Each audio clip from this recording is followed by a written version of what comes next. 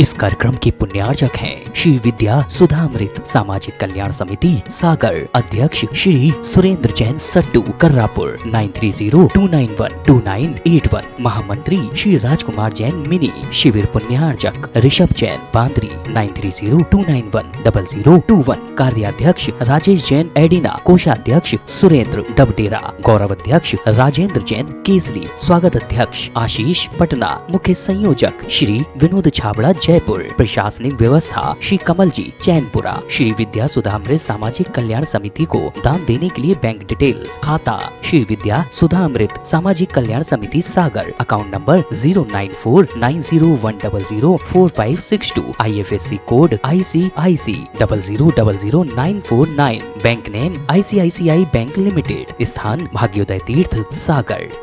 श्री दिगंबर जैन लोकोदय तीर्थ क्षेत्र ट्रस्ट आगरा ऐतिहासिक निर्माण में भूदान कर महापुण्य। इन्हीं भावनाओं को लेकर शास्त्र गुरुदेव के कर कमलों में भेंट कर रही हैं हमारी बहनें।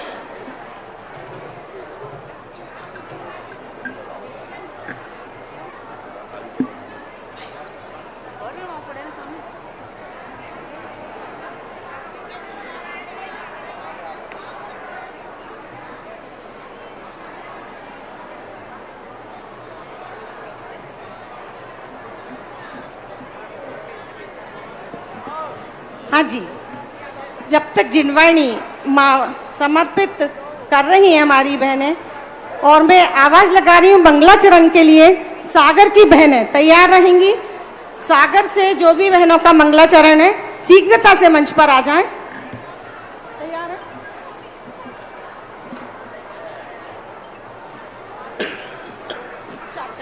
मेरा अनुरोध हमारे अतिथियों से कि जिनवाणी माता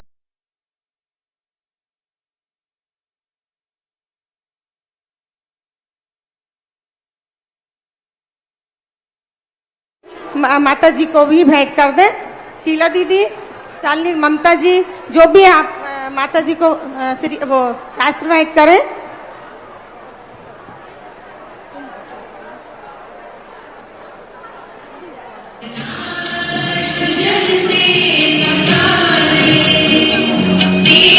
ना झुकने की अभिलाषा है, ना झुकाने की अभिलाषा है, कुछ संबंध हृदय से जोड़े हैं, केवल उन्हें निभाने की अभिलाषा है, केवल उन्हें निभाने की अभिलाषा है।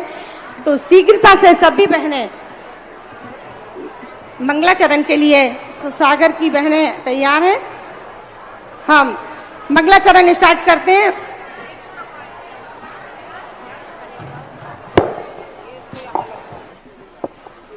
जो नरों में श्रेष्ठ हो, जो नरों में श्रेष्ठ हो उसे नरेंद्र कहते हैं, जो देवों के देव हो उसे देवेंद्र कहते हैं, और जो नरेंद्र महेंद्र खगेन से भी है पूजित उसी त्रिलोकीनाथ भगवान जिनेंद्र कहते हैं। तो आइए भगवान जिनेंद्र के समक्ष, गुरुदेव के समक्ष मंगलाचरण आरंभ कर अपने कार्यक्रम को गति देते हैं, कार्यक्रम को आगे बढ़ाते हैं। पधारी हुई सभी बहनों का, अतिथियों का हम शब्दों से बहुत बहुत स्वागत करते हैं, अभिनंदन करते हैं।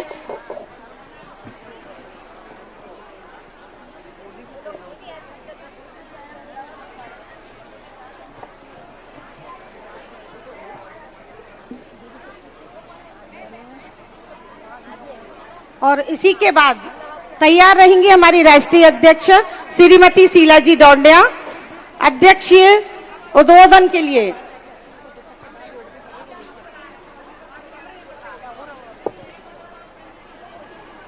प्लीज शीघ्रता करें बहन।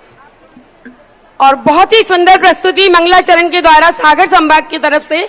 आइए सभी बहनों से अनुरोध है जो खड़ी हैं, पंडाल में खड़ी हुई हैं, सब व्यवस्थित रूप से बैठ जाएं। हम सब जानते हैं कि आप देश के कोने कोने से पधारी हैं और सबके अभी ट्रेन बस सब आई हैं, तो लेकिन सभी व्यवस्थित होकर बैठ जाएं। और बस कुछ ही देर में हम अपने कार्यक्रम को गति देते हुए आपको वहां तक ले चलेंगे जिसके लिए आप सभी तरसते हैं पूरे साल, गुरु की वाणी सुनने के लिए। लेकिन थोड़ी देर आप सभी लोग व्यवस्थित रूप से बैठ जाएं।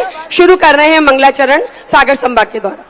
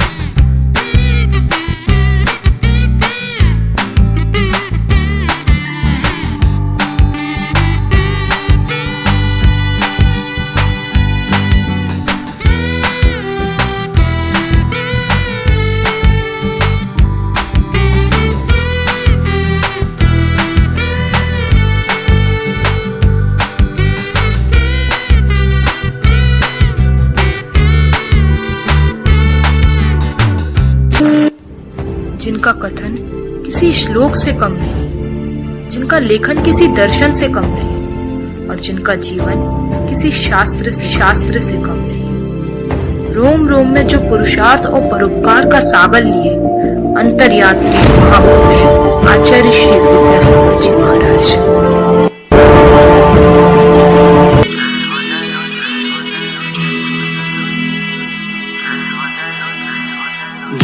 जय हो संयमी, जय हो संयमी, जय हो संयमी, जय हो संयमी, करते तुमको है नमन, जय हो संयमी, चांद तारे और जमीन, जय हो संयमी, चंद्रमा सा तेज है, जय हो संयमी, सूर्य सा निखार है, जय हो संयमी, हे पुण्य आत्मा,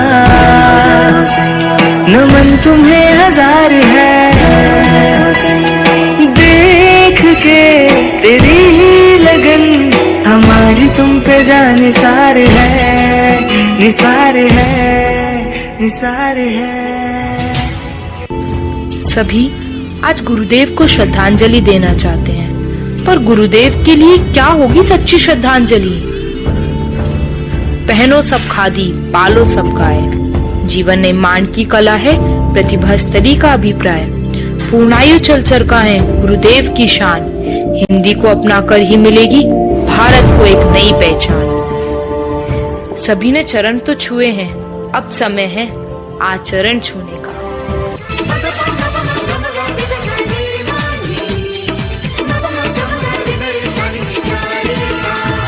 भारत को बनाएंगे, गुरु वचन निभाएंगे, भारत को बनाएंगे, गुरु वचन निभाएंगे, गुरु विद्यासागर के सपनों का भारत सजाएंगे, गुरु विद्यासागर के सपनों का भारत सजाएंगे।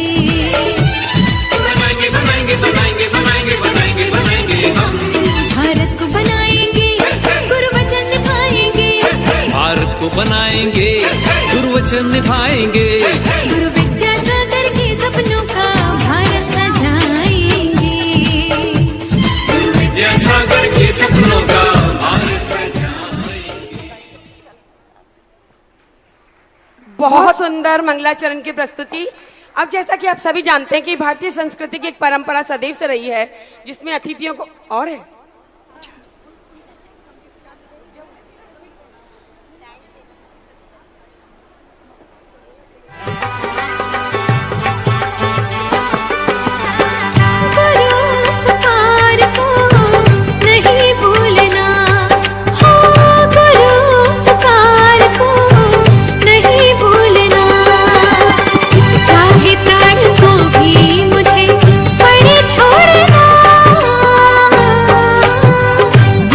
उपकार को नहीं भूलना, हाँ गुरु उपकार को नहीं भूलना, चाहे प्राण को भी मुझे पड़े छोड़ना,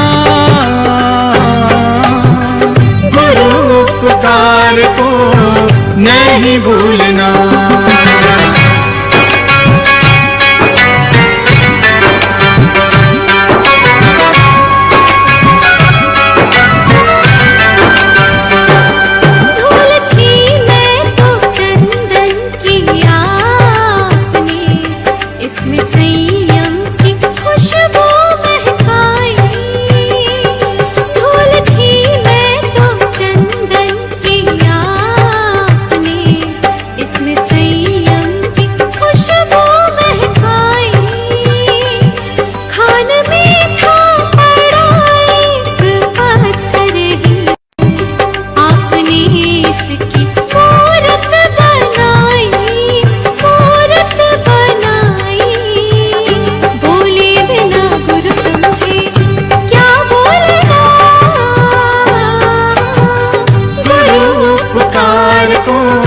नहीं भूलना, गुरु विद्यासागर को नहीं भूलना।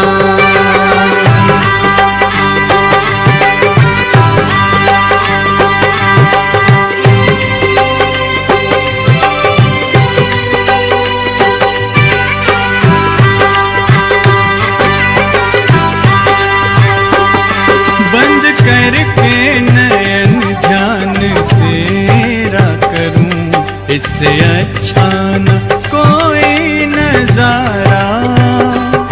बंद करके नयन ध्यान तेरा करूं, इससे अच्छा न कोई नजारा। चाहे कितनी कठिन राह पर मैं चलूं, आप खुद चल के देते सहारा, देते सहारा। संसार सागर से अब मुझे तारना, गुरु उपकार को नहीं भूलना, गुरु विद्यासागर को नहीं भूलना।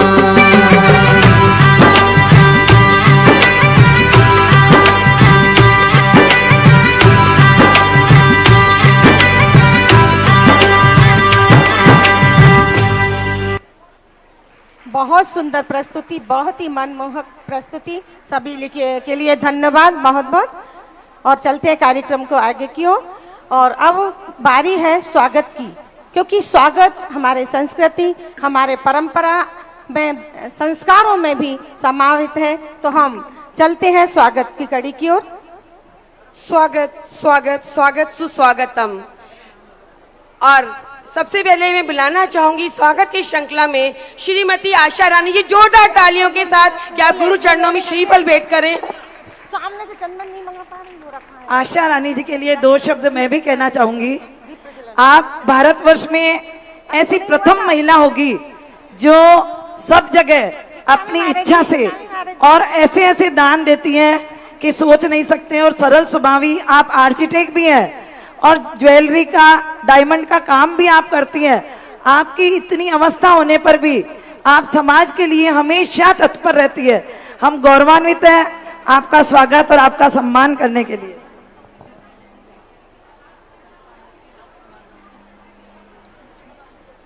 और मैं बुलाना चाहूंगी स्वागत के लिए हमारी व्रती शाविका शिरोमणि संरक्षक शिरोमणि श्रीमती सुशीला जी पाटनी, जो हमारी राष्ट्रीय अध्यक्षा शीला जी डोडिया के साथ कंधे से कंधा मिलाकर हमें आज जो ऊंचाई हासिल हुई है वो इन सब की देन है। तो आशा रानी जी का स्वागत करें, सम्मान करें।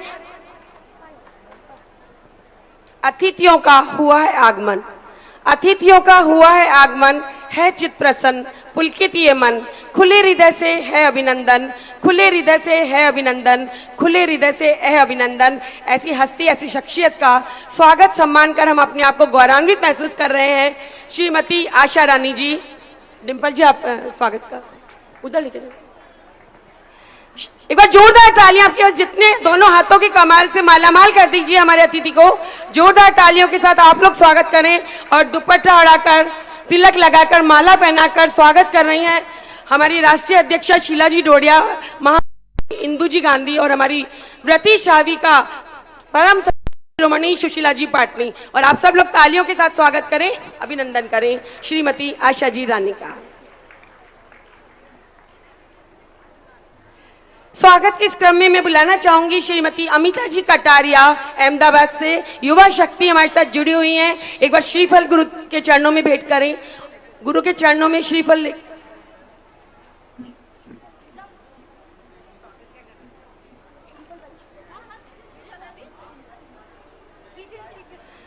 और आ रही हैं गुरु चरणों में श्रीफल लेकर अमिता जी कटारिया। और उनके स्वागत और सम्मान के लिए मैं फिर से निवेदन करूंगी श्रीमती सुशीला जी पाटनी। अच्छा लगता है भाभी जी आप माँ बेटी का स्वागत करें, सम्मान करें। देखिए सुशीला भाभी जी का सम्मान हमने कई बार किया होगा, लेकिन आज उन लोगों का सम्मान सुशीला भाभी जी के हाथों से होगा जो समाज में नवाचार लेकर आ रहे हैं, समाज में कुछ ऐसा कर रहे हैं कि हम सब गर्व कर सके। तो आज गर्व होने की बात है अमिता जी के लिए। और स्वागत की श्रृंखला में ही मैं बुलाना चाहूंगी श्रीमती सुधा जी गुवाहाटी और श्रीमती हीरा जी और सुधा जी गुवाहाटी से हमारे बीच पधारी। आप पधारे, हम आपका स्वागत करना चाहते हैं। पहले गुरु चरणों में श्रीफल भेंट करें। जोरदार तालियों से स्वागत और सम्मान। देखिए स्वागत हो रहा है अमिता जी कटारिया का। आप सभी लोग तालियों के साथ स्वागत करें। दूर वादियों में दूधिया बादल एक छत राज किया करते हैं, दिल में अनेकों हसरतें लिए हम आपका स्वागत सम्मान करते हैं, हम आपका स्वागत सम्मान करते हैं। और आपका स्वागत और सम्मान करेंगी हमारी परम संरक्षक शिरोमणि व्रती शाविका सुशीला जी पाटनी, राष्ट्रीय अध्यक्षा शीला जी डोडिया और राष्ट्रीय महामंत्री इंदु जी गांधी। और स्वागत की ही श्रृंखला में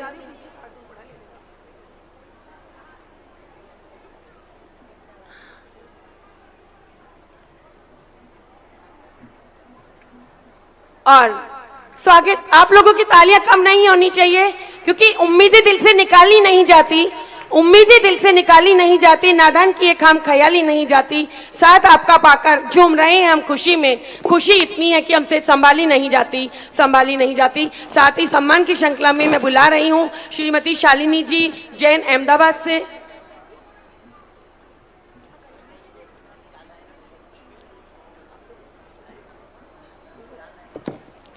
और आप सभी लोग तालियों के साथ स्वागत करें, सम्मान करें। देखिए, गुरु के समक्ष सम्मान होना बहुत बड़े गौरव की बात होती है, तो आप लोगों की तालियां, अनुमोदना आपको भी इस मंच तक पहुंचाएगी, गुरु के समक्ष सम्मान तक पहुंचाएगी। तो आप सभी लोग, हमारे जो अतिथियों का स्वागत हो रहा है, सम्मान हो रहा है, उसमें तालियों के साथ स्वागत करें, सम्मान करें। स्वागत हो रहा है हमारे अतिथि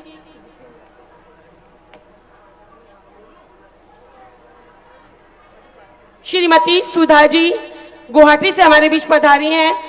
उनका स्वागत और सम्मान कर रही हैं हमारी राष्ट्रीय अध्यक्षा शीला जी डोडिया, व्रती शाविका संरक्षक शिरोमणि सुशीला जी पाटनी, इंदु जी गांधी। आइए स्वागत की श्रृंखला में आगे बढ़ते हैं। श्रीमती शालिनी जी जैन अहमदाबाद से, श्रीमती शालिनी जी अहमदाबाद से। और इसके बाद स्वागत और श्रृंखला के बाद हम आगे बढ़ेंगे। और क्योंकि सब लोग जानते हैं कि आज स्वागत हम करना चाहते हैं, हमारे बीच पधारी मुख्य वक्ता आज की डॉक्टर श्रीमती ममता जी जैन पूना से हमारे बीच पधारी हैं। हम उनका भी स्वागत और सम्मान करना चाहते हैं। आप पधारें, गुरु चरणों में पहले श्रीफल लेकर पहुंचे। श्रीमती ममता जी।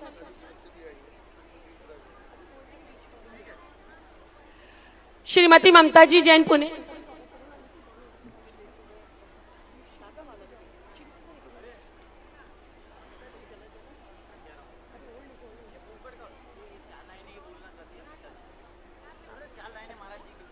और अमिता जी के बहुत भाव बन रहे हैं आज इस महिला सम्मेलन में कि मैं 4 पंक्तियां गुरुदेव के समक्ष बोलूं। तो आइए अमिता जी, आपका स्वागत है। श्रीमती अमिता जी कटारिया।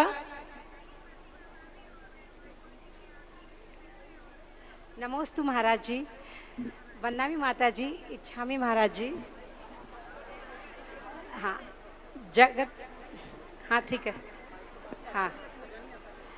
जगत पूज्य आप है, करते सब पर उपकार, स्नेह की बूंद बरसाते, कर देते हैं दुख को अपार।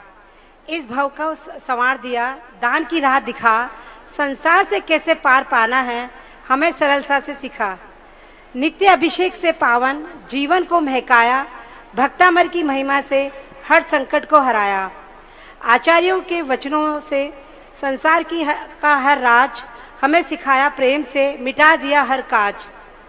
अज्ञानी हम थे पहले, ज्ञान से हमें नहलाया, आपने अपनी करुणा से जीवन दिया हमारा समारा। नमोस्तु महाराज जी, नमोस्तु महाराज जी। हेलो, बहुत सुंदर पंक्तियां अमिता जी के द्वारा।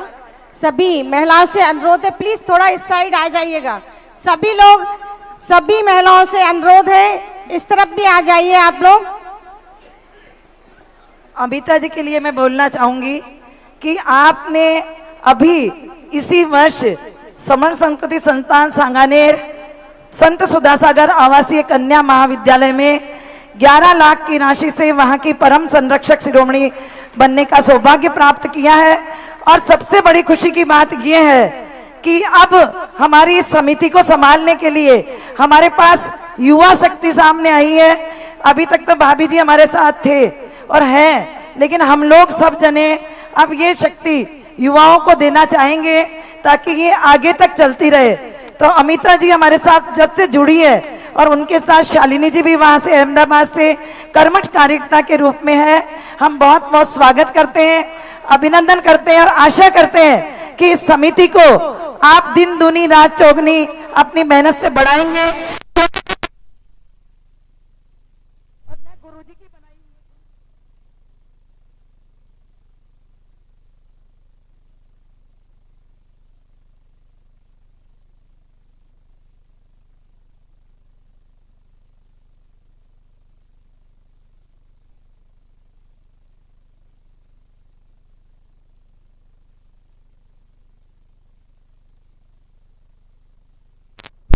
और अभी आने वाली है।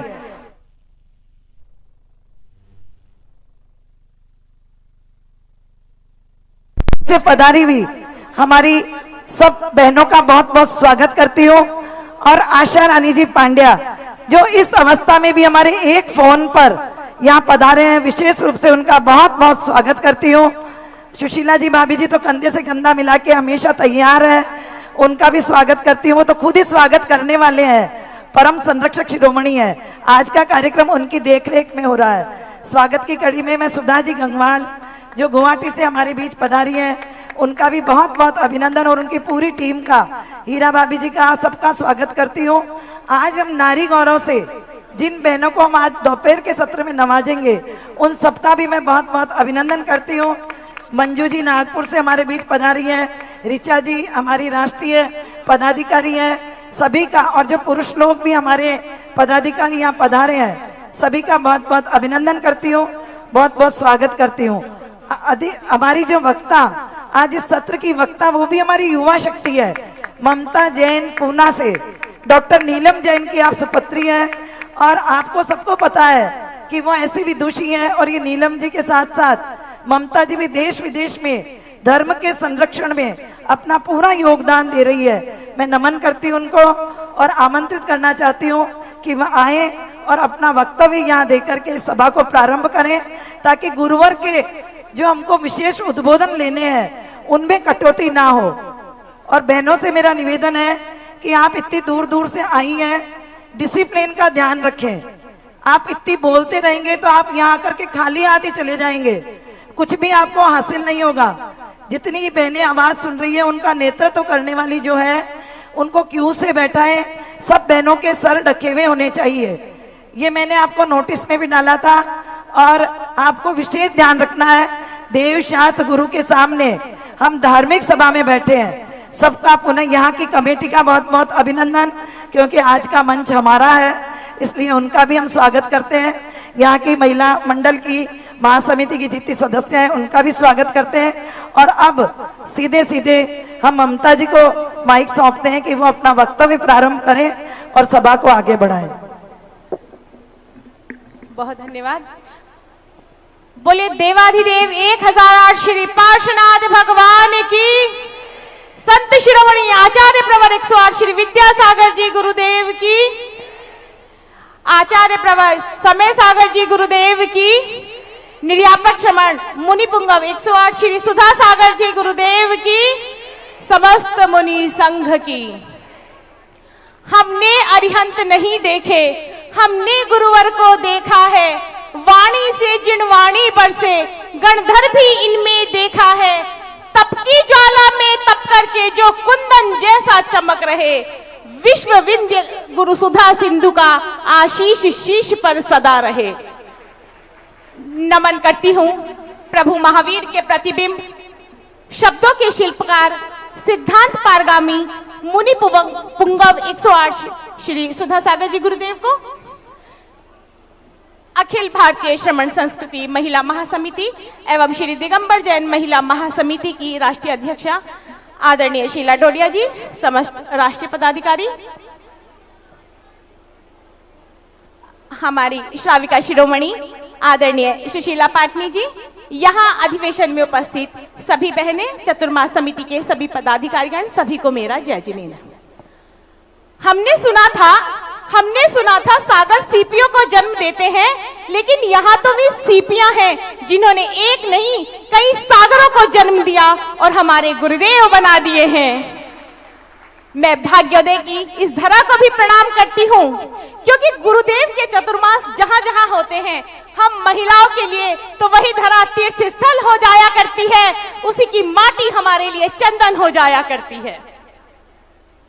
सच कहूं, सही अर्थों में कोई महिलाओं के शिक्षा के लिए, संस्कार के लिए, शील के लिए, उत्थान के लिए कोई चिंतित है तो वह हमारे पूज्य गुरुदेव मुनि श्री सुधा सागर जी गुरुदेव। विगत 30 वर्षों में 30,000 से भी अधिक परिवारों में जिन्होंने जैन धर्म के चिराग जलवा दिए, मिथ्यात्व के अंधेरे को दूर कर सम्यक के सूरज से सबका साक्षात्कार करा दिया। आज यहाँ जितनी भी बहनें उपस्थित हैं, ये वो बहनें हैं जिन्होंने घर की देहरी कभी नहीं लांगी थी, घर की 4 दीवारें जिनका संसार थी, आज वे अकेली सैकड़ों किलोमीटर की यात्रा कर श्रवण संस्कृति का ध्वज थामे यहाँ बैठी हैं। यह इस महिला सम्मेलन की उपलब्धि है। इनके घरों में डीजे पार्टी नहीं होती, भक्तांबर दीपार्चना होती है। इनके घरों में प्री वेडिंग शूट और मेल कोरियोग्राफर नहीं आते, वे मंत्रविद आते हैं जो चक्रवर्ती विवाह कराया करते हैं। ये बर्थडे नहीं बनाती, टेम्पल डे बनाती हैं, सौभाग्यवर्धनी क्रियाएं मनाया करती हैं। और मैं आप सबको बताऊं, क्योंकि मैं बहुत विदेश में रही हूं और बहुत विदेश आना जाना रहता है, केवल देश में नहीं, गुरुदेव के विदेशों में भी लाखों भक्त हैं और विदेशी भी भक्त हैं। सभी ने गुरुदेव के आदेश को, उपदेश को हृदय में ऐसा रचाया बसाया है, वहां रहकर भी वे टेम्पल डे बनाते हैं, सौभाग्यवर्धनी क्रियाएं करते हैं, वहां पर भी वे भक्तांबर दीपार्चना किया करते हैं। देखिए, ये गुरुदेव की हम पर कृपा है कि गुरुदेव ने अतीत की गौरवशाली महिलाओं का केवल आदर्श ही हमारे सामने उपस्थित नहीं किया, बल्कि हमने उनको जीवंत करने का भी प्रयास किया है। अगर हमें पुराणों की राजरानियों को, सतियों को देखकर आश्चर्य होता है कि कैसे वो राजमहल में रहती थी और जंगल में चौके लगाती थी, कैसे वो राजभोगों में ना अटक कर संयम धारण करती थी, अगर आपको अतीत की उन महिलाओं को देखकर आश्चर्य होता है तो वर्तमान में आदरणीय सुशीला पाटनी जी को देख लीजिए, जिनको देखकर हमें सारे पुराणों की सतियों का सहज स्मरण हो आया करता है। सच कहूं बहनों, जैन धर्म, जैन संस्कृति वो संस्कृति है जहां महिलाओं को सर्वाधिक सम्मान मिला है। चक्रवर्तियों के 14 रत्नों में एक रत्न स्त्री होता है, जिसके बिना वह चक्रवर्ती कहलाने का अधिकारी नहीं होता। जैन संस्कृति में हमें गर्व होना चाहिए कि जैन संस्कृति में सर्वप्रथम शिक्षा के लिए किसी को चुना गया तो वो महिलाओं को। स्वयं भगवान आदिनाथ ने अपने सानिध्य में हमें अंक विद्या सिखाई, अक्षर विद्या सिखाई। गुरुदेव की कृपा का तो हम क्या कहें कि गुरुदेव जानते हैं कि जैन महिलाएं सर्वाधिक आधुनिक और प्रगतिशील रही हैं। पुराने अतीत के उदाहरण देखें तो केकई, जो रथ की तीली निकलने पर स्वयं वहां अपनी उंगली डाल देती है और रथ की बागडोर संभालकर सकुशल अपने पति को रण से वापस ले आती है। ब्राह्मी से बड़ा शिक्षित कौन होगा? सुंदरी से बड़ी गणितज्ञ कौन होगी? विशल्या से बड़ी डॉक्टर कौन होगी, जिसके शरीर के जल मात्र स्पर्श से सारे रोग दूर हो जाया करते थे? सुलोचना, फर्स्ट मिलिट्री लेडी, क्या ये आधुनिक नहीं थी? क्या ये प्रगतिशील नहीं थी? यानी अतीत में भी महिलाएं प्रगतिशील थी। वे रथ चलाती थी, आज गाड़ी चलाती हैं। तब भी वे डॉक्टर थी, आज भी वे डॉक्टर हैं। तब भी इंजीनियर थी, आज भी इंजीनियर है। अंतर मात्र इतना है कि अतीत में महिलाओं ने शिक्षा के साथ शील और संस्कार को भी धारण किया था। संयम धारण कर वे अंत में समाधि मरण करती थी। लेकिन आज शिक्षा के बाद सारी स्थिति परिवर्तित है। शिक्षा के बाद महिलाओं ने सर्वप्रथम शील और संस्कार की चुनर को उतार फेंक दिया है, और उसके बाद जो बुराइयां उनके जीवन में प्रवेश कर गई है उनका तो कहना ही क्या। आप सबको पता है आज की युवतियां ये सोशल जाल के मकड़ जाल में उलझ गई हैं। फेसबुक ने कितने फेस काले कर दिए। इंस्टाग्राम की इस रील में जीने वाली लड़कियां रियल लाइफ में नहीं जी पा रही हैं। सभी बुराइयां इनके जीवन में प्रवेश कर गई हैं। लेकिन यहाँ भी समाज को चिंतित होने की आवश्यकता नहीं है, क्योंकि गुरुदेव ने यहाँ भी हम पर कृपा की है। सांगानेर में चल रहे बालिका छात्रावास से सारी समाज के बीच एक नए आशाओं का कमल खिल रहा है। आदरणीय शीला डोडिया जी के मार्गदर्शन में एक नया सवेरा वहां उदित हो रहा है। भले ही अतीत में एक मैना, एक सुंदरी, एक चंद्रा रही होंगी, लेकिन यहाँ की तो सारी युवतियां ही मैना, सुंदरी, चंद्रा बनकर चमकेंगी और भारत के में जैन संस्कृति के गौरवशाली इतिहास का पृष्ठ लिखेंगी। गुरुदेव ने बालिकाओं को नहीं, हमें भी बहुत आधुनिक और प्रगतिशील बनाया है। गुरुदेव ने हमें भी किताबी शिक्षा के साथ धर्म ग्रंथ रटवा दिए हैं। दूरदर्शन के साथ देव दर्शन हमें सिखा दिए हैं। ट्रैवल प्लान में हमारे तीर्थ ऐड करा दिए हैं, और होटल के इस एज में, पैक्ड फूड के इस युग में हमारी रसोइयों को चौका बना दिया है। अशुद्धि में शुद्धि रखना हमें सिखा दिया है। तो गुरुदेव के तो हम अनंत उपकारी रहेंगे। अंत में मैं गुरुदेव सिर्फ इतना ही कहूंगी कि यहाँ जो भी महिलाएं हैं निश्चित रूप से वे बहुत सौभाग्यशाली हैं, क्योंकि ऐसा भव्य सम्मेलन, ऐसी भव्य व्यवस्थाओं के साथ पूरे भारत में कहीं नहीं होता जहाँ गुरुदेव के ज्ञान का निर्झर झरझर झरता हो और हम सबको केवल तृप्त ही नहीं करता हो बल्कि पूरे साल सक्रिय रखता हो, क्योंकि हर सम्मेलन में गुरुदेव हमें एक आदेश, एक संकल्प, एक मार्गदर्शन और एक दिशा निर्देश देते हैं जो पूरे साल भर हमें सक्रिय रखता है। अंत में गुरुदेव आपके चरणों में यही प्रार्थना है कि हम केवल अतीत को याद करके गर्वित ना हो, बल्कि आप हमें आशीष दें कि हम वो गौरवशाली महिलाएं बने, वो आदर्श महिलाएं बने कि अतीत भी हम पर गर्व करे, भविष्य भी हम पर गर्व करे और वर्तमान पीढ़ी भी हम पर गर्व करे। इसी के साथ नमोस्तु गुरुवर, जय जिनेन्द्र।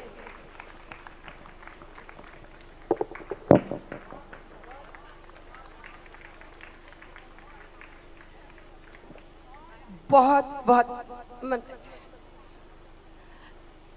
एक बार जोरदार तालियां ममता जी के लिए। आप सब लोगों ने ममता जी को सुना, विदेश में रहकर भी कैसे देश में वो उन्होंने अपने दिल को बनाए रखा, कैसे विदेश में रहकर भी भारतीय संस्कृति, धर्म और परंपरा से जुड़ी रही। ऐसी नारी शक्ति के लिए जोरदार तालियां बनती है। और आप सभी लोग आए हैं जिसके लिए, क्योंकि सब कहते हैं कि गुरुदेव की एक मुस्कान से कई फूल खिल जाएं, गुरुदेव की एक मुस्कान से कई फूल खिल जाएं, चरणों का गंधोदक मिलते ही सब तीर्थ मिल जाएं। स्वर्गों के बारे में कई बार हमने सुना है बहनों, गुरु के आशीष से जमी पर ही स्वर्ग मिल जाए, जमी पर ही स्वर्ग मिल जाए। तो आइए चलते हैं सीधी सीधी गुरु कृपा की गुरुदेव से। गुरुदेव आप हम सभी को अपनी मंगल देशना से आशीर्वाद दें, आशीर्वचन दें, जिसके लिए हम सब दूर दूर से यहाँ पधारी हैं। नमोस्तु गुरुवर।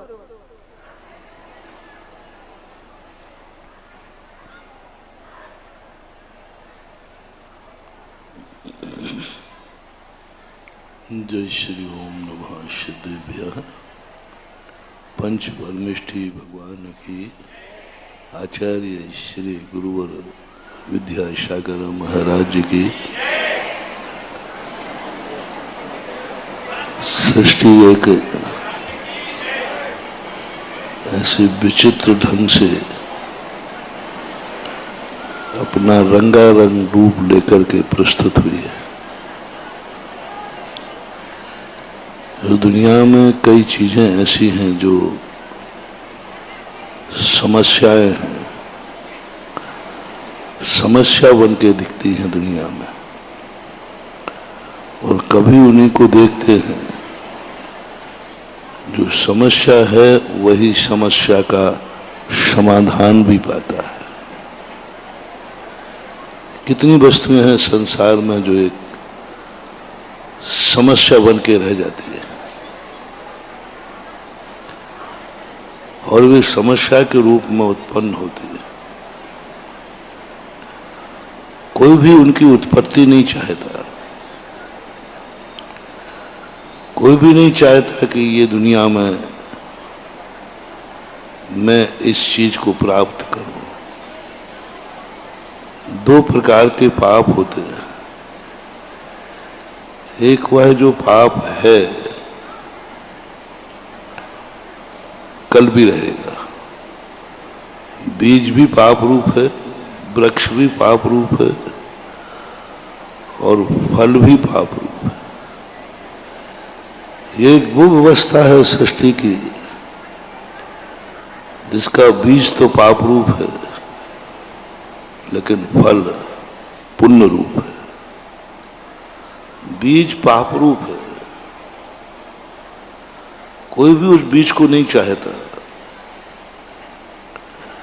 कोई भी बीज बनना नहीं चाहता, लेकिन उसका जो फल है वह पुण्य है, उसको कोई छोड़ना नहीं चाहता। बीज को कोई चाहता नहीं है और उस बीज पे लगे हुए फल को कोई छोड़ता नहीं है। ऐसी दुनिया में भी बीज और फल के संबंध है। हमने देखा कि फल चाहने वाला पहले बीज खोजता है कि मुझे बीज मिल जाए क्योंकि मुझे फल चाहिए। लेकिन कुछ ऐसी वनस्पतियां हैं जिनका बीज कोई नहीं चाहता, वो बीज खोजता भी नहीं है, लेकिन फल के प्रति उसका इतना अनुराग हो जाता है, फल के लिए वो मिटने को तैयार है। तो वे बीज और फल तो हमने बहुत देखे,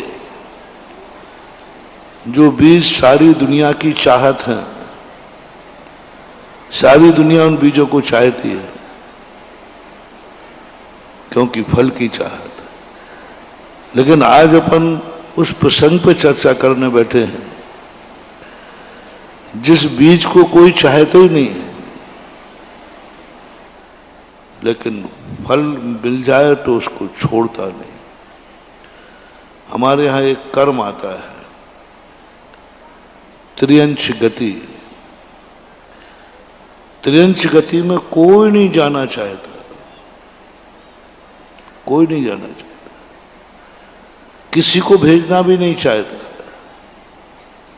लेकिन जब त्रियंश गति फल रूप में फलती है तो कोई त्रियंश मरना नहीं चाहता।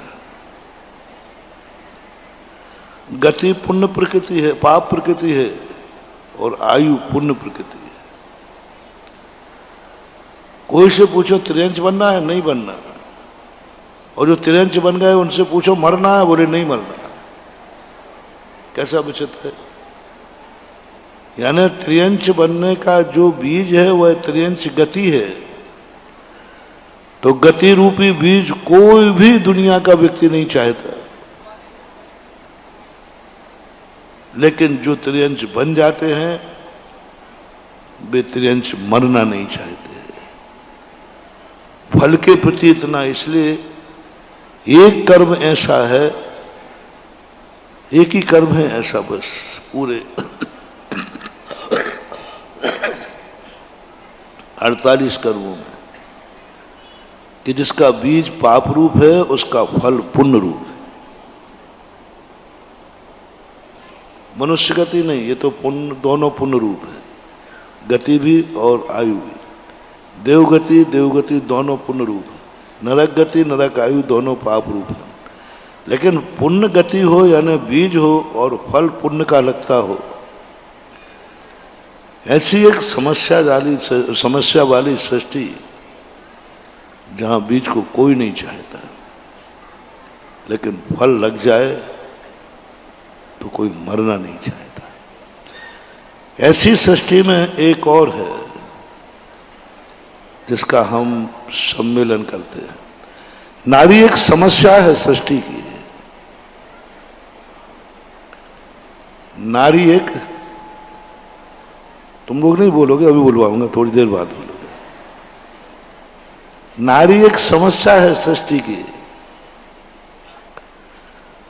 और कोई नारी बन जाए तो नारी मरना नहीं चाहती, सारी दुनिया उस पर मर जाती है।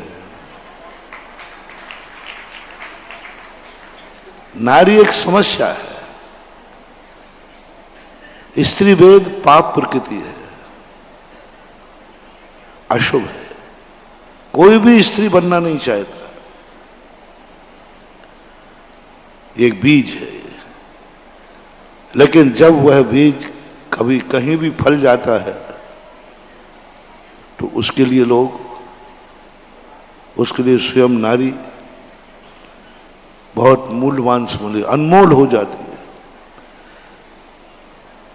है। स्त्री जाति एक समस्या है, लेकिन स्त्री बनना संसार का सर्वोत्तम पुरस्कार है। स्त्री जाति एक समस्या है, लेकिन स्त्री बनना संसार का सबसे बड़ा पुरस्कार है, संसार का सबसे बड़ा सम्माननीय पद है। स्त्री पद को जो इज्जत मिली है वो दुनिया में पुरुष को नहीं मिली। पुरुष ने वो इज्जत नहीं पाई जो स्त्री जाति ने पाई।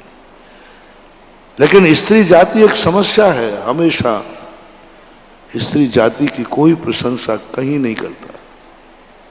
स्त्री जाति की, स्त्री नाम की, स्त्री शब्द ही दुख से बना हुआ है, त्राण से बना हुआ है। कोई भी दुनिया में कहीं भी स्त्रियां भी स्त्री जाति की प्रशंसा नहीं करती, स्त्री नाम की प्रशंसा नहीं करती, लेकिन जब वो स्त्री बन जाती है तो उस स्त्री का जो रूप है वो इतना सम्माननीय है। एक छोटे से स्वरूप से हम तुम्हें समझाते हैं, कोई भी व्यक्ति बेटी नहीं चाहता। आज दुनिया में सबसे ज्यादा यदि मनुष्य जाति में किसी की हत्याएं हो रही हैं तो स्त्री जाति की। बेटी एक बीज है, बेटी एक बीज है जिसका जन्म होना किसी को अच्छा नहीं लगता। ऊपर से बातें करना अलग है, लेक्चर देना अलग है। मैं आपको शेयर करना चाहूंगा, आपके यहां किसी के यहां 2 बेटे हैं तो क्या वो दुखी पाया गया? महाराज जी मेरे बहुत पाप कर्म का उदय है, आज तक नहीं आया मेरे पास कोई व्यक्ति, महाराज पास मेरे घर में एक बेटी नहीं है। 2 बेटे हैं, जितने घर में पुरुष हैं सबके यहां बेटे हैं। एक ने नहीं कहा महाराज हमने ऐसा कौन सा पाप किया है जो मेरे घर में बेटी नहीं। और ऐसे लोग कितने पाए गए हैं जिनके घर में 2 बेटियां हैं, वे मेरे चरणों में रोते पाए गए, महाराज जी मैंने क्या पाप किया, एक बेटा नहीं है। और ये मैं पुरुष जाति की बात नहीं कर रहा हूं, स्त्री जाति की बात कर रहा हूं। जब स्त्री के यहां खुद गोदी में बेटी का जन्म लेती है उसको वह खुशी नहीं होती जो बेटे के जन्म पर होती। तुम भली कितने ही छुपाओ, मेरे से तुम छुप नहीं पाओगे, क्योंकि शास्त्रों में सारी चीजें लिखी हैं। सबसे ज्यादा नारी नारी के बद्दुआ देती है, सबसे ज्यादा स्त्री स्त्री को कभी नहीं चाहती। जिस नारी के बेटा होते हैं वो गर्व से चलती है, मैं 2 बेटों की मां हूं। और जिसकी बेटियां बेटियां होती हैं वो शर्म से चलती है, उसको भी शर्म आती है। शर्म आती है, समाज की क्या व्यवस्थाएं बन गई। पहली बेटी कौन बताओ, कौन दुनिया में है? मैं हाथ नहीं उठवाऊंगा क्योंकि पूछूंगा भी नहीं, बस जो मैं कह रहा हूं वो तुम जानी और हम जानी, तुम भी समझ जाना। शादी के बाद कितने % लोग चाहें कि पहली हमारे यहां बेटी हो या बेटा हो? वोटिंग करवा लो, पहला कौन चाहोगे? कितने % मान लो? इनसे नहीं पूछता, आपसे पूछता हूं, अपनी मत बताओ पूरा % कितने % चाहेंगे कि मेरे यहां प्रथम बेटा हो? कितने % चाहेंगे कि बिटिया हो?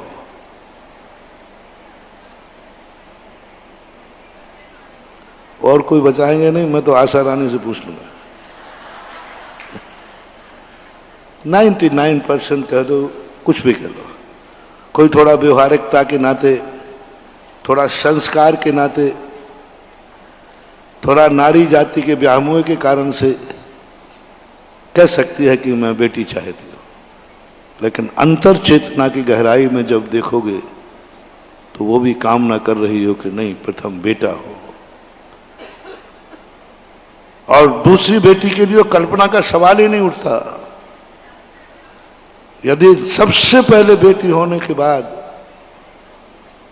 दुख होता है, बद्दुआ होता है दूसरी बेटी का मुंह देखने पर, दूसरी बेटी का कानों पर सुनने पर, खुशी का इजहार नहीं होता, खुशी का एक स्पंदन नहीं होता, एकदम स्पंदन नहीं होता। मैं कितनी भाग्यशाली हूं, हमारे यहां दूसरी बेटी भी हो गई। एक स्वाभाविक, बनावटी नहीं।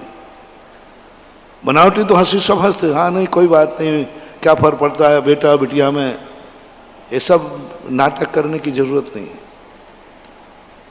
अंतर चेतना की बात है, उसको एक अंदर से खुशी की नहीं होती मेरे यहां 2 हो गए। जैसा दूसरा बेटा होने पर एकदम खुशी अंदर से उमड़ती है, ऐसा बेटी पे नहीं उमड़ती। क्यों? मैं अभी बताता हूं। इसमें तुम्हारी गलती नहीं है, तुम अपने आप को दोषी नहीं मानना। मैं तो मात्र एक नेचर बता रहा हूं। नारी एक समस्या है दुनिया की, बहुत बड़ी समस्या है। और इस समस्या को एक बार मैंने कहा था, कहो तो मैं साधना करूं, किसी के यहां बेटी पैदा नहीं होगी। तुम यही चाहते हो ना, तो मैं तुम्हारा साथ देने को तैयार हूं। मेरी पहुंच से थोड़ा ऊपर तक भी है, क्योंकि तुम बेटी से परेशान हो, बेटी से बहुत दुखी हो। बेटी तुम चाहते नहीं हो। क्यों ना अपन सुमन मिलकर के एक फरमान करें, भगवान संसार में किसी के यहां बेटियां पैदा ना हो। आज की सभा में प्रस्ताव पास करें, महिला सम्मेलन में है। कल्पना करो वो समाज कैसी होगी जिस समाज में बेटियों का जन्म नहीं होता होगा। स्त्री जाति को खत्म करो, एक समस्या है स्त्री जाति। स्त्री जाति समस्या है, क्यों ना ऐसा प्रयास किया जाए, मांग रखी जाए कि संसार में स्त्रियां होना ही नहीं चाहिए, क्योंकि स्त्री समस्या है, नहीं कर सकते। मैंने पहले ही कहा, स्त्री बेटी एक बीज है। जो बेटी का जन्म उसे पुण्य रूप महसूस नहीं होता, पाप रूप उत्पन्न होता है। लेकिन बेटी का जो फल है, जिसका नाम है बहू, जिसका नाम है पत्नी, वो हर व्यक्ति चाहता है। बेटी बीज है और बहू फल है। कौन नहीं चाहता कि मेरे घर में बहू आवे, नहीं आवे। स्त्री समस्या है। शुरुआत करो, हम अपने घर में आज किसी स्त्री को नहीं आने देंगे, हम बहू को नहीं आने देंगे। ये प्रस्ताव पास कर दो। नहीं हो सकता। स्त्री पाप रूप मानते हैं लोग और बहू को पुण्य रूप मानते हैं। बहू का घर में आना पुण्य है, पत्नी का मिलना पुण्य है, और पत्नी के बेटी होना पाप है। यही संसार का सबसे बड़ा पाप है। यही संसार की विडंबना है। पत्नी का मिलना पुण्य मानते हो या पाप? आप लोग बोलो। पाप मानते हो तो अभी हाथ उठाता हूं। भगवान करे आज के बाद सागर में किसी बच्चे की शादी ना हो। क्यों? पुण्य रूप है। पत्नी का मिलना पाप है, और मेरे रहने के बाद मैं पाप में तुम्हें मुक्त कर दूंगा। और मैंने कभी भी कहा नहीं है, अभी तो पूछ रहा हूं, और कह दिया तो बेटा यही होगा। कौन व्यक्ति हाथ उठाना चाहता है जो ये चाहता है कि महाराज आज के बाद मेरे घर में किसी बेटे की पत्नी नहीं आवे, बहू नहीं आवे? कौन ये आशीर्वाद लेना चाहता है?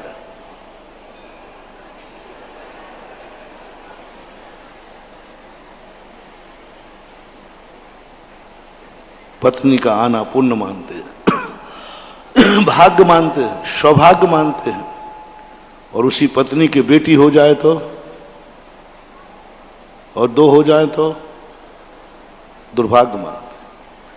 और सबसे ज्यादा कोसती है सासू।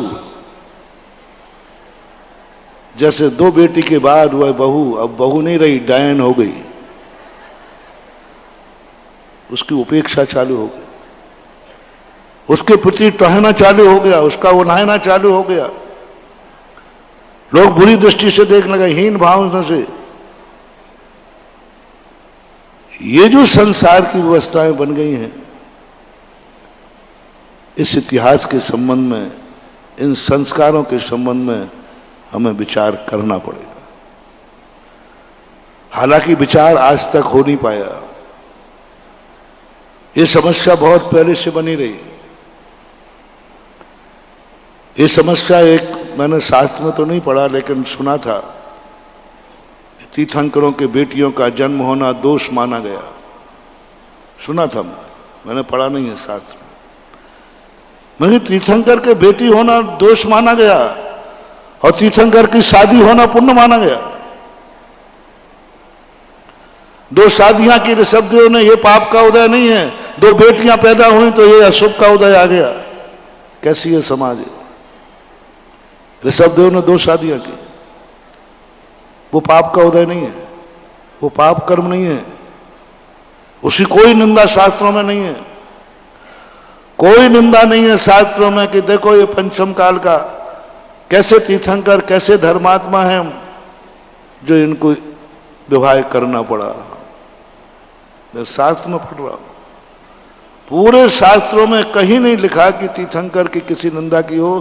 देखो इन तीर्थंकर ने क्या पाप किया, कौन सा अशुभ कर्म किया था जो इनको शादी करना पड़ा। कौन सा पाप कर्म, कहीं नहीं पड़ा। लेकिन ये सुनने में आया कि 2 बेटियां हो गई तो बोले हुंडा और सर्पणी का दोष है ना। उस समय से भी ये परंपराएं चलती आई। मैं सृष्टि के इस नियम के प्रति तुम्हें जागरूक करना चाहते हैं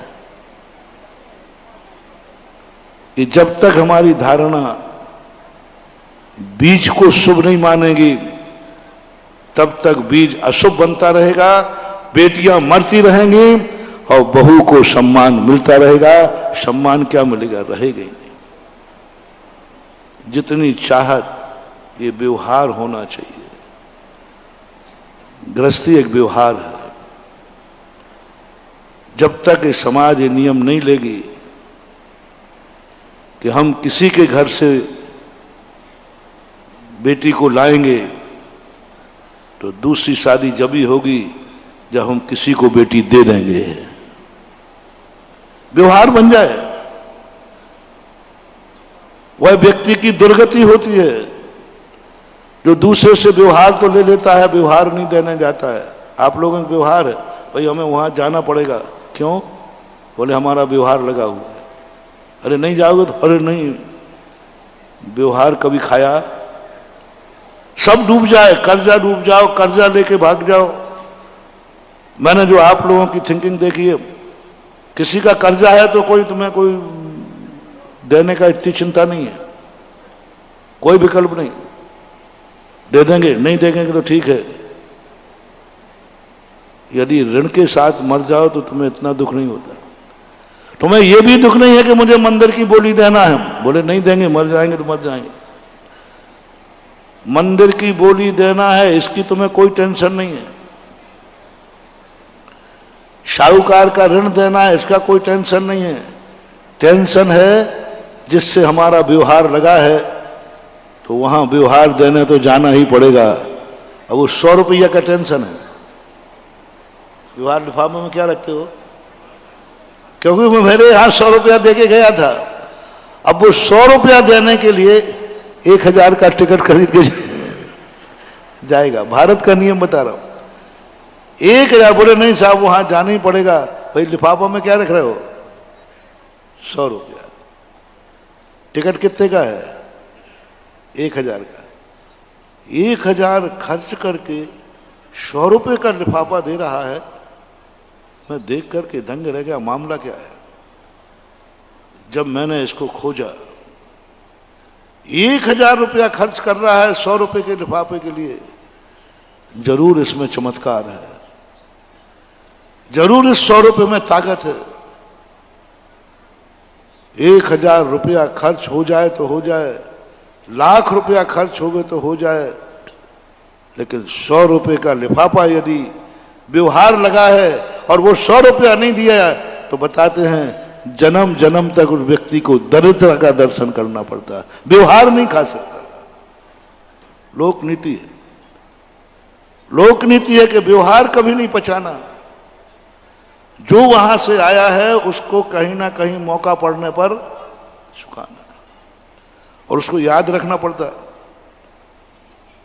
कि किसके यहां से क्या आया था। महिलाएं कितनी भुलक्कड़ हो, लेकिन व्यवहार उनको याद रखता है। बड़ी 10 साल निकल गए हों, 10 साल पहले वहां से कौन सी चिकट आई थी, कितने की आई थी, बराबर हिसाब सकते हैं इनको। इनका ये बहुत बहुत बड़ा काम है, गॉड गिफ्ट है, ध्यान रखना, मैं बुरा नहीं कह रहा हूं। इनको ये पता नहीं है कितना कर्जा देना है, इनको ये पता नहीं किसके कितने पैसे लेना देना है। इससे बेफिक्र, तुम जानो, तुम्हारा काम जाने, कोई मतलब नहीं। ये भी फिक्र नहीं करती कि किसको तुम्हें कहाँ कितना मंदिर में कितना देना है, तुम जानो, तुम्हारा काम जाने। लेकिन इनको ये पता रखती हैं कि कहीं से व्यवहार आया था तो कितना आया था, क्यों, एक 100 रुपए के लिए इतना क्यों, बहुत बड़ा रहस्य मानो। वो 100 रुपए तुमने यदि नहीं लौटाए और वहां चर्चा हो गई कि व्यवहार आया नहीं, बस ये तुम्हें बद्दुआ एक दिन इतना दर्द बना देगी कि तुम 100 रुपए लायक भी नहीं रहोगे। इसलिए रोक रूढ़ी बनाई कि व्यवहार नहीं पछाना, व्यवहार देना है, व्यवहार देना पड़ेगा। विवाह भी एक व्यवहार है। आज एक महिला सम्मेलन पर मैं तुम्हें एक बहुत बड़ी गॉड गिफ्ट दे रहा हूं, बहुत बड़ी व्यवहार है ये तुम्हारा। आज प्रत्येक घर में एक नियम हो जाए कि हम किसी के घर की बेटी लाएंगे, मरने के पहले एक बेटी किसी के घर में भेजेंगे, इसको नहीं तोड़ेंगे। ये नियम नहीं टूटेगा, चाहे कुछ भी करना पड़े, मुझे गोद लेके करना पड़े, पर एक आएगी और एक जाएगी। यदि ये नियम लागू हो जाए तो बेटी बचाओ बेटी पढ़ाओ, ये नारे हैं मार किताबों के। ये नियम लेना पड़ेगा कि घर में बेटी आएगी, बहू आएगी तो घर से बेटी जाएगी। और ये नहीं हुआ तो आप अपने आप को पापी मानना। बहू 2 आ गई, बेटी एक भी नहीं आई, और आओ श्रीफल लेके रोते हुए, महाराज हमने कौन सा पाप किया है, मैं जन्म जन्म का पापी हूं। व्यवहार पर व्यवहार चढ़ता जा रहा है, लेकिन व्यवहार चुकाने के लिए मेरे यहां बेटी नहीं है, इसको पाप मान लिया जाए। जो बेटियों के जन्म पर मानते हैं मेरे बेटा नहीं है, ये पाप है। मैंने क्या पाप किया कि मेरे एक भी बेटा नहीं है? मैं उल्टा कह रहा हूं, समस्या का समाधान हो जाएगा। मैं तुम्हारी व्यवस्था को डिस्टर्ब नहीं कर रहा हूं, मैं आपकी बात को ही समझा रहा हूं कि आप जिसके 2 बेटे हों और 2 बहू आ जाएं, बस ज्यादा परिवर्तन मत करो, इतना ही परिवर्तन कर लो, तुम संसार के सबसे बड़े पापी हो और तुम्हारा भविष्य पापमय होने वाला है। तुम्हारा भविष्य ऐसा होगा कि तुम पुरुष बनने लायक ही नहीं रहोगे, तुम्हारे घर में पुरुष जाति नहीं होगी, क्योंकि तुम्हारे ऊपर व्यवहार चढ़ा है एक भाव पहले का। तुम व्यवहार चढ़ा है, व्यवहार डकार गए हो, क्योंकि तुम बेटी तो लाए हो लेकिन बेटी दी नहीं है तुम्हारे कर्म ने। ये तुम्हारी जिंदगी का सबसे बड़े पाप कर्म का उदय है। यदि प्रत्येक घर में, प्रत्येक समाज में ये मोटिवेशन चला जाए तो मैं कहता हूं नारियों का सम्मान होना शुरू हो जाएगा, भ्रूण हत्या खत्म हो जाएगी और नारी बराबर रूप में आ जाएगी। नारी होड़ लगा रही पुरुष की बराबरी करने की, नहीं हो पाओ, कभी नहीं कर पाओ, क्योंकि तुम एक समस्या हो। तुम्हारे लिए कोई चाहता नहीं है, तुम एक बीज हो जो पाप रूप है। हर व्यक्ति को तुम्हारा जन्म बुरा लगता है, हर व्यक्ति को तुम्हारे जन्म पर अपने आप को कोसता है।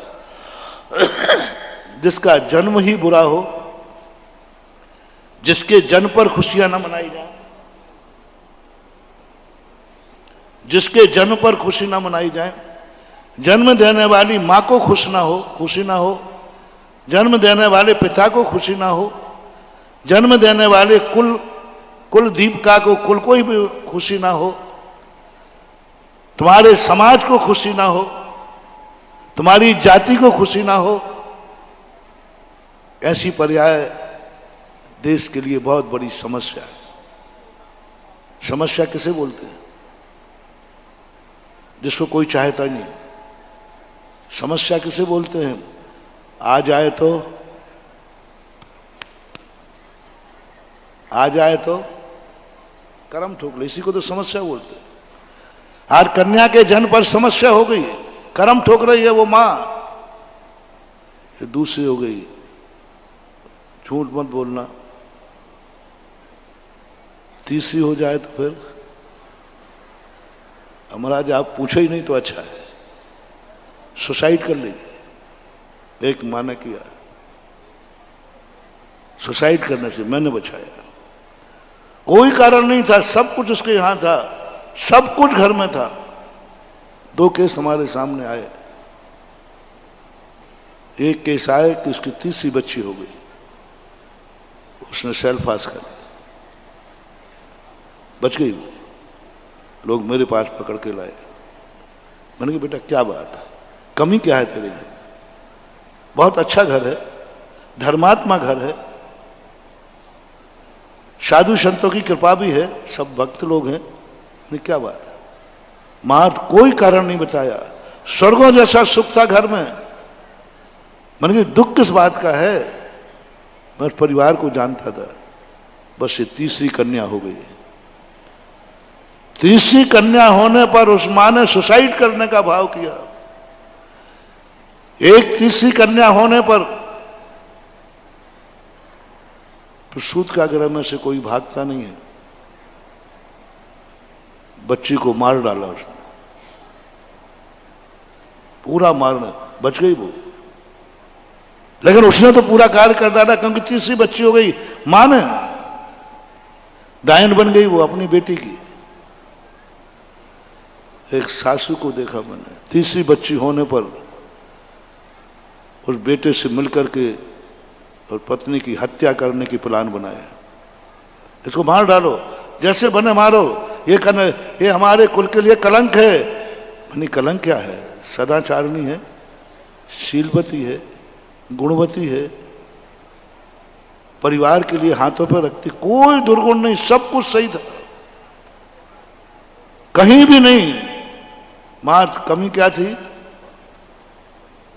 कमी क्या थी कि तीसरी बच्ची ने जन्म ले लिया, इतने मार से उनको मारने का। इन तीनों प्रसंगों में मैं खुद साक्षी हूं, मैंने इन तीनों जीवों को बचाया है और आज वो परिवार सुखी है। आज मैं सारे जगत को बचाना चाहता हूं। आज जिस प्रसंग के लिए हमें टॉपिक रखा गया, और सारे जगत को कहना चाहता हूं कि सारा जगत वाला मेरी और कोई बात माने या नहीं माने, एक छोटा सा व्यवहार है 100 रुपए वाला, ज्यादा बड़ा नहीं है। कितना है?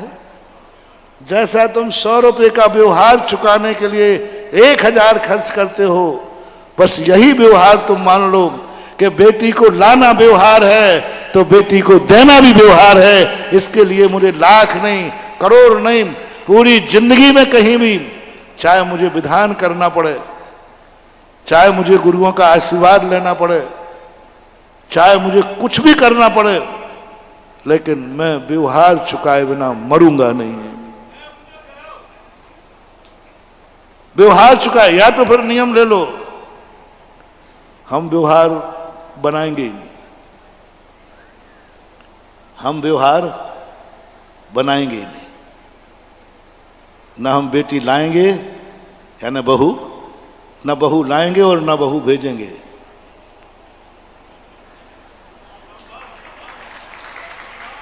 हमारे आचार्य से हम लोग सब क्यों झगड़े टंटे में पड़ते हो?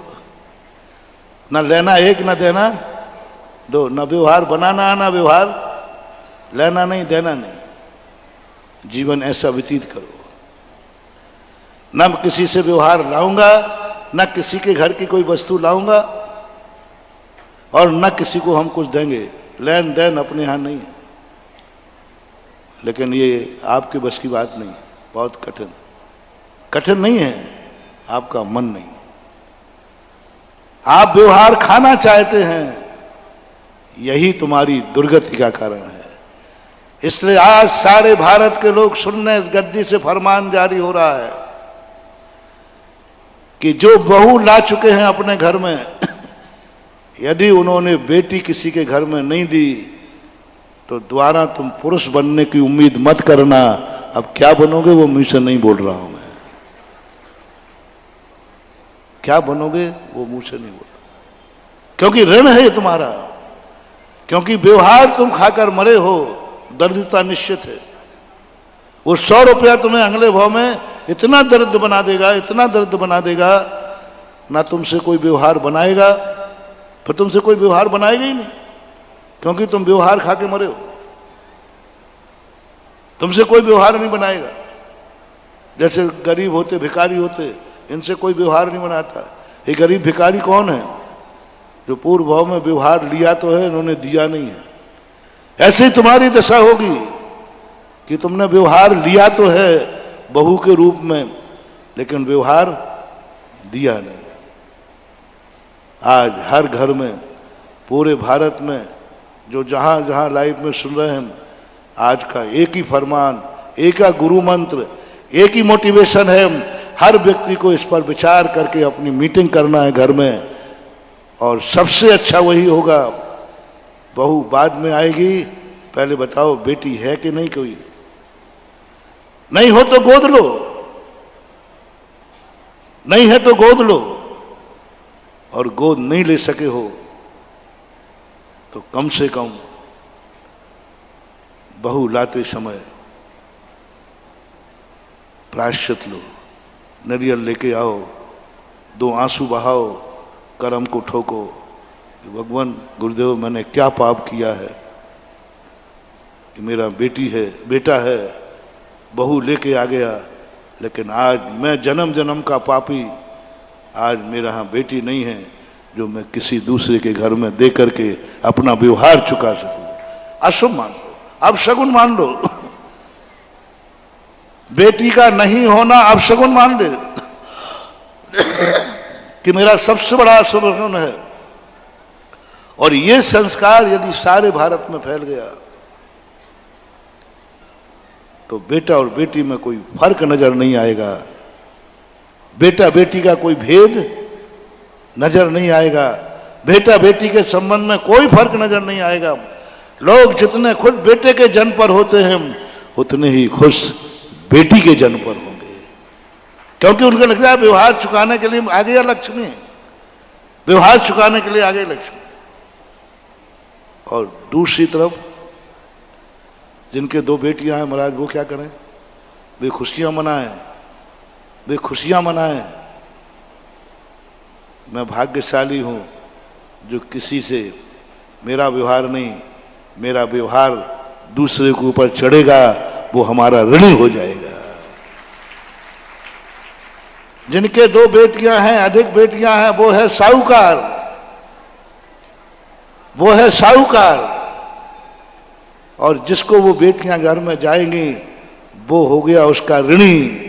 अब वो मरेगा ब्याज चुका चुका के 10 जन्म तक चुकाएगा तुम्हारा, क्योंकि तुम्हारे पास बेटियां थी, तुम साहूकार। बेटी वाला साहूकार है। साहूकार किसे बोलते हैं? अपने धन को दूसरे की समस्या में दे देना साहूकारी। दूसरे को पैसे की जरूरत है, तुम्हारे पास है, उसको दे देना, यही तो साहूकारी। उसके बदले में ब्याज ले लेना। तुमने अपनी बेटी दे दी तो तुम्हें मानना है मैं साहूकार हूं, और जिस घर में गई है ये मेरे ऋणी हो गए हैं, और ऋण जब चला गया तो चिंता मत करना, ये ब्याज चुका करके ही मरेगा, इस भाव में नहीं तो अगले भाव में, लेकिन उसको चुकाना पड़ेगा। ये संस्कार हमारी समाज में आज जीवित करना है। ये भावनाएं हमारी समाज में जो हमारे शास्त्रों के नीचे दबके रह गई हैं, हमारे वास्तु में दबके रह गई हैं। वास्तु सबसे बड़ा इसी का कारण बनता है। वास्तु यही कहती है जिस वस्तु का तुमने उपयोग किया, तुमने उसके लिए क्या दिया? कोई वस्तु तुम्हारे संबंध में सोच रहा है, तुमने उसके संबंध में क्या सोचा? एक ऐसा मनोविज्ञान है जिस मनोविज्ञान की आज के युग में बहुत जरूरत है, बहुत जरूरत है। और यही स्थिति बनती जाएगी, बना लेंगे तो आज हमारी समाज की जो समस्याएं हो रही हैं, आज नारी असुरक्षित है, ये कारण उसका एक ही है कि हमारे जीवन में हम फल को अच्छा मान रहे। नारी का जन्म की जो बात कह रहा, मैंने अलवर में कहा था एक बार, तुम जन्म को बुरा मान रहे हो, और वही लड़की जवान होने के बाद जब बाजार में निकलती है ना, तो 80 साल का बुढ़ा भी यूं यूं करता है। अरे जब नारी जाति अच्छी है तो उसकी पैदाइश करो ना अच्छी। जिस फसल का बाजार में भाव होता है, किसान उसको, बोलो ना, जिस फसल का बाजार में मूल्य होता है, किसान उस फसल को ज्यादा उगाता है कि नहीं? तो जब फसल की कीमत है संसार में नारी की कीमत है, संसार में तुम उसको श्रेष्ठ मानते हो, उसके बिना जी नहीं सकते, उसके बिना तुम्हारी नियत ठीक हो नहीं सकती। तो इतनी फसल पैदा करो ना, इतनी फसल पैदा करो कि बाजार में वो फसल इतनी मार्केट में आ जाए कि उसका अपने आप डाउन हो जाए। इतनी फसल पैदा करो। आज जैन समाज में 1000 से 800 का बैलेंस हो गया। सबसे ज्यादा जैन समाज में नारी को, बीज को अशुभ माना जा रहा है। पूरे भारत की सारी जातियों का मैंने सर्वे पढ़ा, सबसे ज्यादा नारी का बीज, नारी का जन्म अशुभ यदि कोई मान रहा है सब जातियों में, तो उसका नाम है जैन जाति। सबसे ज्यादा दुर्भाग्य, सबसे ज्यादा अशुभ, सबसे ज्यादा कर्महीन, सबसे ज्यादा बुराई कन्या के जन्म पर, सबसे ज्यादा मातम, सबसे ज्यादा मातम। और ये 3 उदाहरण दिए मैंने, किसी अजैन के नहीं दिए। किसके दिए हैं? जैन के। अहिंसा परमो धर्म, जहां समय सार पढ़ते हैं। एक तो वो था, एक वो नारी थी जो समय सार का निरंतर स्वाध्याय करती थी। मैंने उससे कहा, समय सार में तो स्त्री पुरुष होते ही नहीं है, चेतन आत्मा होती है। चेतन आत्मा स्वरूप होती है, वहां कहाँ स्त्री कहाँ पुरुष, चेतन आत्मा है, वो तो इन सब पर्यायों से ऊपर है। बोले महाराज ये शास्त्रों की बातें हैं, हमें दुनिया में जीना है, दुनिया में जीना है। अरे जिस दुनिया में तुम्हें जीना है वो दुनिया तुम्हारी है, क्यों ना अपन दुनिया ही को पलट दें, क्यों ना अपन दुनिया को पलट दें। और दुनिया कोई चीज महान भाव नहीं है, सृष्टि कोई चीज नहीं है। हम अपनी दृष्टि बदल दो, सृष्टि बदल जाएगी। मैं जो प्रवचन में दे रहा हूं, सृष्टि नहीं बदल रहा हूं। क्या बदल रहा हूं? दृष्टि बदल रहा हूं कि व्यवहार मान लो। दृष्टि बदल रहा हूं कि व्यवहार को खा के मरोगे तो दुर्गति जाओगे। बात दृष्टि बदलना है, सृष्टि तो ज्यों की तो है और दृष्टि हमारी है। यदि हम दृष्टि बदल देंगे तो सृष्टि का स्वरूप अपने आप बदल जाएगा। जन्मदिन पे आते हैं, कितने लोग मेरे पास आते बच्चों के जन्मदिन मनाने के लिए, आशीर्वाद लेकर।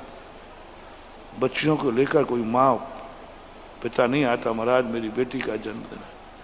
कभी आ भी जाएगा तो वो उल्लास नहीं रहता, वो उल्लास नहीं रहता, वो नहीं रहता।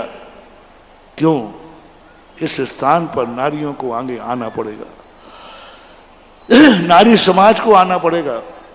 कल एक प्रश्न आया था, इस सम्मेलन की जरूरत क्या है?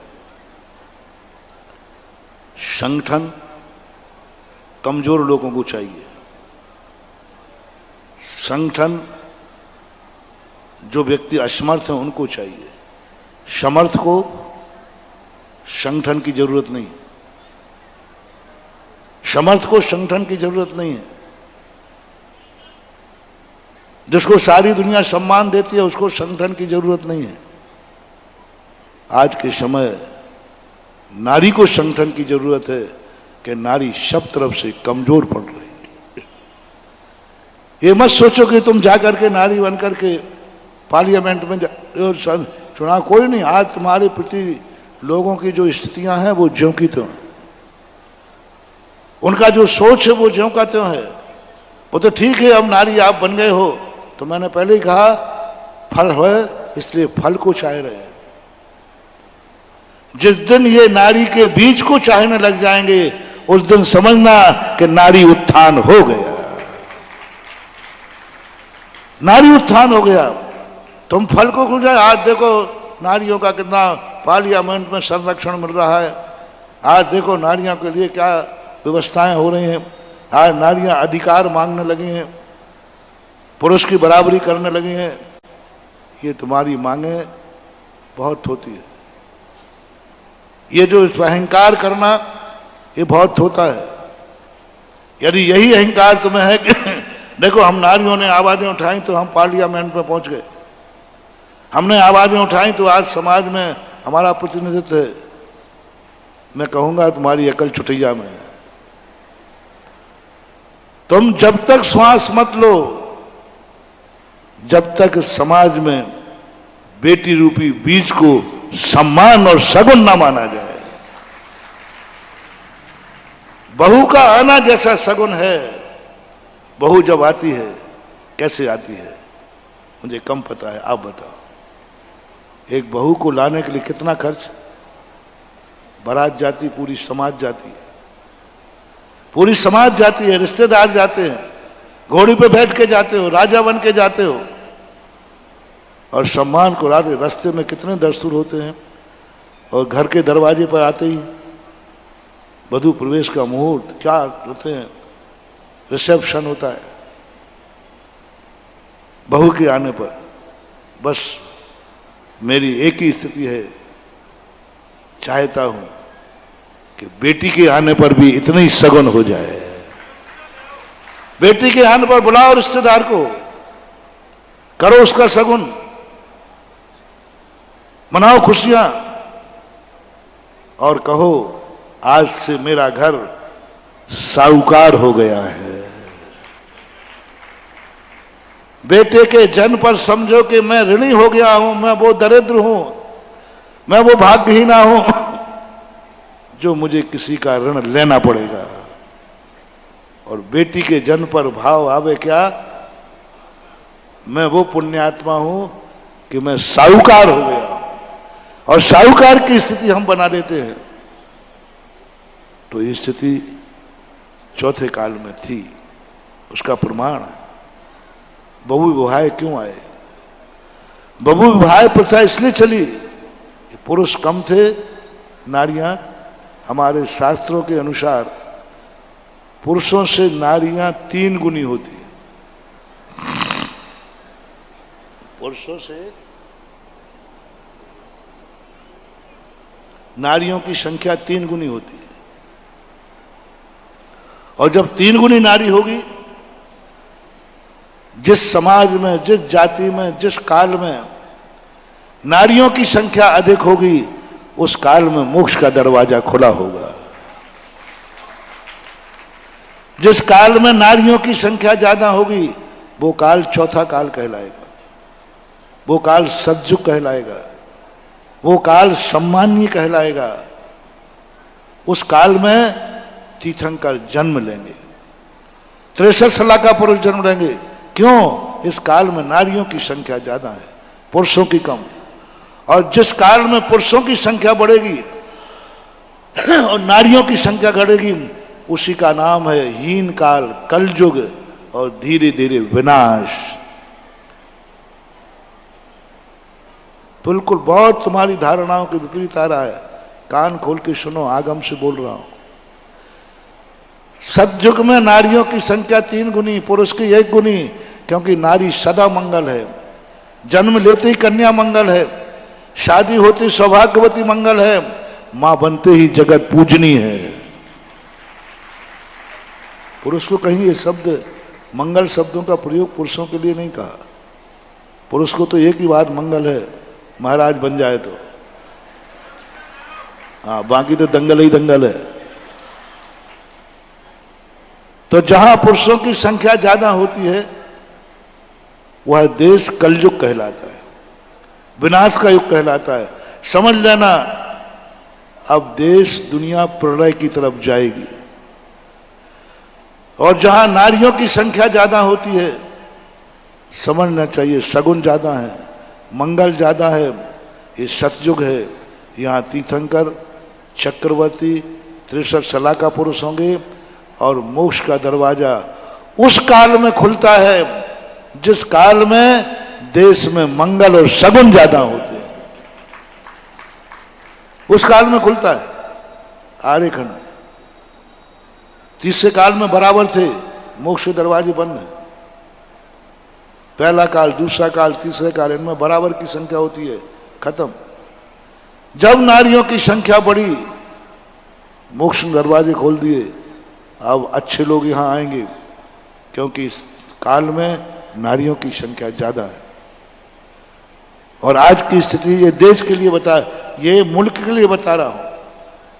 आप अपने घर में देख लीजिए, आपके घर में पुरुषों की संख्या ज्यादा है कि नारियों की? फैसला इस पर दो टूक। पुरुषों की संख्या ज्यादा है, समझ लेना इस वंश के नाश का समय आने वाला है। इस वंश पर बहुत बुरे दिन आने वाले हैं। ये वंश में कुछ अपशगुन हो गया है, कोई ना कोई पापी जन्म गया है, क्योंकि इसमें पुरुषों की संख्या ज्यादा है, पुरुषों की संख्या ज्यादा है। और जिस घर में स्त्रियों की संख्या ज्यादा है, समझ लेना चाहिए यह जो परिवार है बहुत फलता फूलता रहेगा, बहुत साहूकार बन के जिएगा, और अपने जीवन में भले उसके वंश का रूप बने या नहीं बने, लेकिन वह कहीं ना कहीं से उसकी सदगति होगी, नियम से वह सदगति को प्राप्त होगा और मोक्ष का अधिकारी है। ये आगम की बात है, और आज तुम उल्टा मानते हो। ये आगम में कहा, सगुन कहा है, और आज पंचम काल में तो सवाल ही नहीं मोक्ष को। दूसरा, वास्तु से बता रहा हूं। मंदिर का जब वास्तु पड़ रहा था, इस मंदिर में उद्दंडता है, इस मंदिर में कोई भी चीज फल नहीं रही है, कोई भी चीज फल नहीं रही है।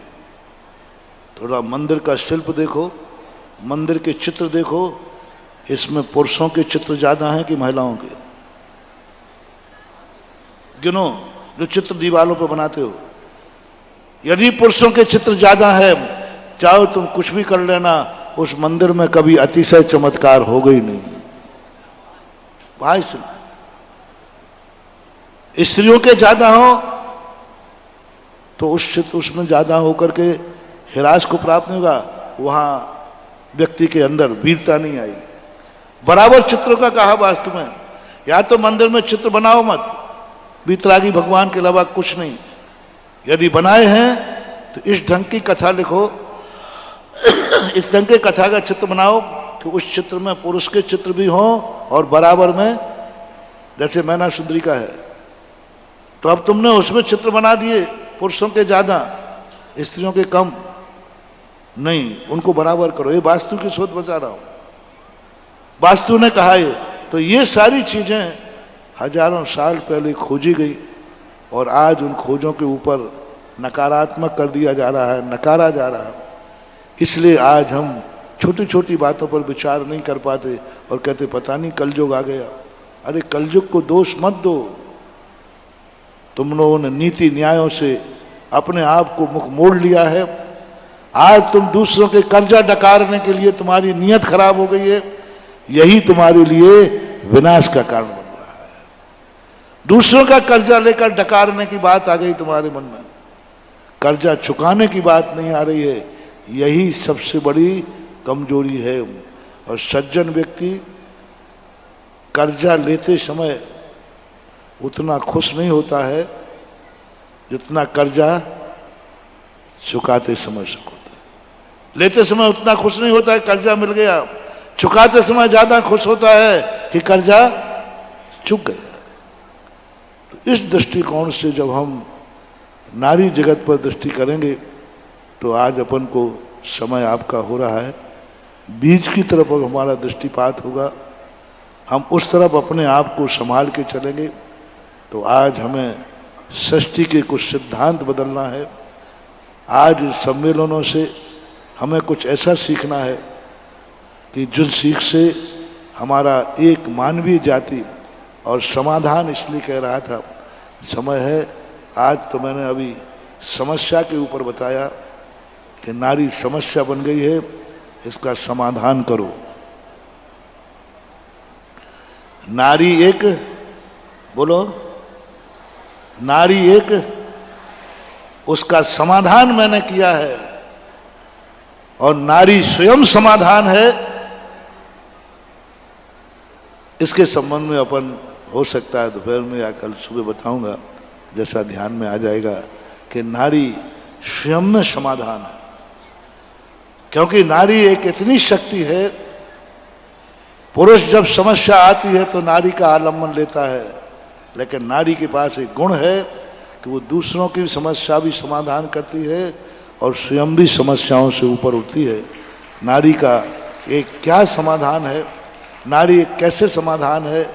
आज यदि षष्ठी पर नारी नहीं होती तो पुरुष का रूप क्या होता, पुरुष किस रूप में होता और इस षष्ठी क्या होगी। जैसे जैसे कोई ध्यान में बात आएगी अपन चर्चा करेंगे। आज इतना ही। महावीर भगवान है।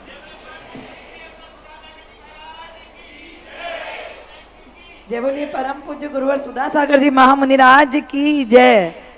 आप सबने देखा कि आज गुरुवर ने हमको एक नई, एकदम नया सोच दिया है, जिसके बारे में हम कभी नहीं सोच सकते। वास्तव में हमको यदि ऋणी बनना है तो हम उस मार्ग पे चलें, और हमको यदि साहूकार बनना है तो गुरु के बताए हुए मार्ग पर चलें। निश्चित ही हमारी सारी बहनें इस बात से खुश होगी कि इतना बढ़िया मोटिवेशन हमको मिला है। और अब आगे के सत्र के लिए मैं आप सभी को बताना चाहूंगी कि ठीक 1:15 बजे यहाँ पर गुरुदेव को हम ले आएंगे, उनको निमंत्रण देके यहाँ लाएंगे और हमारा कार्यक्रम यहाँ पर हम प्रारंभ कर देंगे। उससे पूर्व सभी बहनें जो अपन ने चित्रकला प्रतियोगिता रखी थी, जिसमें हमने गुरुवर का और आचार्य श्री का चित्र बनाने के लिए दिया था,